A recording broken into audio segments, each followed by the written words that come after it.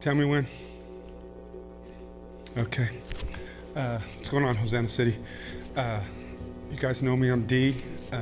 I was born in a black gangster neighborhood, Inglewood, California, right down the street from the fort. I was about, I don't know, super young. My parents got us out of that neighborhood. They brought all 7 of us to a Mexican gang neighborhood 2 cities down called Lawndale. I have 4 real brothers and sisters, and I have 3 half brothers and sisters. My dad was married before, and with his first wife, he had 3 kids. So they came to live with us when I was 3 or 4 years old. Lawndale's, like I said, a Mexican gang neighborhood. So from before kindergarten, I was already running around with the gangsters from Lawndale. Everybody in that day, you just played outside until it got dark, and that's what we did. We were poor, and we just go outside and just cause havoc, even as super young kids. At 12, my dad died and left us there by ourselves. It wasn't long after that I was just into everything, just causing all kinds of problems, stealing, doing drugs. I had already started doing drugs. By 11 years old, I started smoking weed. Kennelly, he was from the beach, and he would pick up a bunch of ghetto kids and take us to Manhattan Beach on a Wednesday night. We called it Boys and Girls Club, and he would buy us ice cream if we would go. And there was a bunch of cute beach girls there, so all of us would get in the van and go with him just to get ice cream and look at these girls. Somewhere in those Wednesday night groups, I really surrendered my life to Christ. I said, yeah. By the time I was 13, I was back in the world, back on the streets. So by 13, I was back on dope. At 18, I overdosed, literally in the alley, dying, and cried out to God if He would not let me die there. And God was faithful, and He restored me. As soon as God completely healed me, I spit in His face, and I ran into the world again, and I got strung out on crack. And by 23, I was a hardcore crack addict.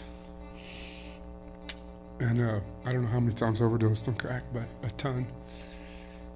And at 23, I cried out to God again. I went to a concert, a heavy metal concert, and Stryper happened to open up, and I didn't even know who Stryper was, but they sang a song, and it said that you died for me and I'll live for you.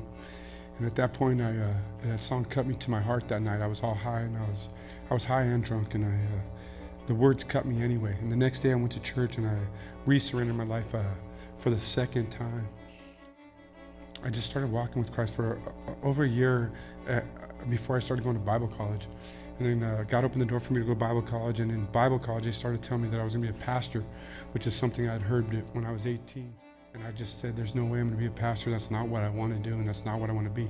What I wanted to be was the toughest, coolest guy that had ever lived. About halfway through Bible college, I dropped out and spit in God's face once again and just said, that's not what I want to do, and that's not who I am, and this is who I am. And so from 23 to 40, God just kind of took His hands off me and said, okay, cool.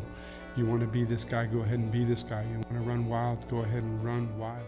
I have 5 kids from 2 different people, and during that time I was just more than a horrible person. Yeah, I don't know how many people I slept with and how many people I hurt, but I hurt so many people.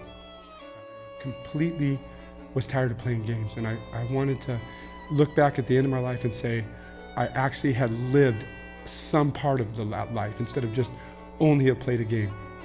And it took about the first 3.5 years, from 40 to 44, I fought with God every day. I was feeling so sorry for myself that I'm a good person now and I don't do any of these things, and my life is still sucky. And in that process, He gave me the ability to cling to Him and just to not let go, because I knew if I let go that I would be that same person that I always was.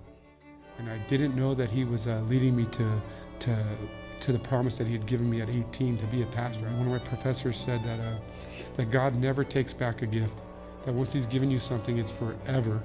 And if God told you 20 years ago you were going to be a pastor, you are going to be a pastor.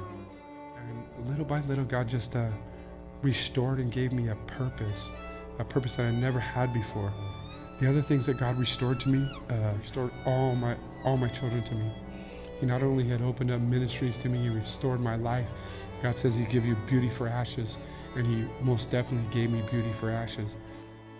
I know for a fact that looking back that God had had his hands on me before, was protecting me. Every one of the people that I grew up with ended up in prison. I'm the only one that didn't. God just held his hand on me through all that nonsense. You know, God knew that in the year 40 I really was going to surrender, even though I didn't know. You know, God knew. He had given me a purpose in my heart. He had given me something to hang on to, and that the thing that he had given me to hang on to was that I had true hope that my life would be a different life.